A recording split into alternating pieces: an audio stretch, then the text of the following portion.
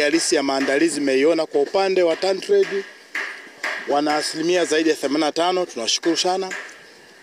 Lakini makampuni binafsi yanafanya kazi kubwa sana ya branding na wanaelekea kuzuri. Nitoe wito huu kwa mashirika ya serikali. Spidi yao ya maandalizi ya branding iko chini mno. Wakiendelea na hali ya kusuasua, huenda tukafika tarehe 3 mabanda yao yakawa hayana hadhi inayostahili. Nichukue fursa hii kuwasihi sana wajifunze kwa makampuni binafsi kwa jinsi wanavyokwenda kwa spidi kwenye branding. Siku hizo baki ni chache, uzinduzi ni tarehe 3, na kwa kawaida siku ya uzinduzi tunakuwa tumeshaanza siku 3-4 kabla. Niombe sana waje kwenye swala la branding na kukamilisha mabanda yao. Tutakuja kufanya kikao chetu cha ulinzi na usalama tarehe 25 na kuona namna bora ya kuhakikisha ulinzi na usalama katika eneo hili unakuwepo.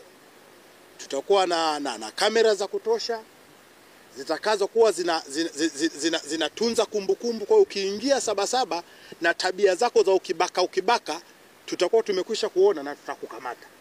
Sabasaba niseme kistaarabu, mje kwa ustaarabu. Sasa wito kwa makampuni yote ya usafirishaji na yenye uhusiano na bandari.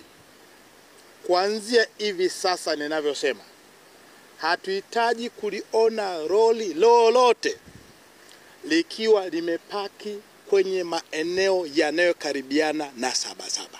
Maonyesho haya ni maonyesho makubwa kwa Afrika, sio kwa Tanzania tu, kwa Afrika. Kwa hiyo kwa mara hii target yetu tunatarajia washiriki zaidi ya 1500 watashiriki, makampuni ya ndani na nje. Nchi tayari 23 zimethibitisha. Tunaendelea kupokea nchi nyingine, nchi za Afrika Mashariki ikiwemo Burundi, Rwanda wanakuja. Kwa hiyo tunatarajia nchi zitaongezeka hadi tarehe 28.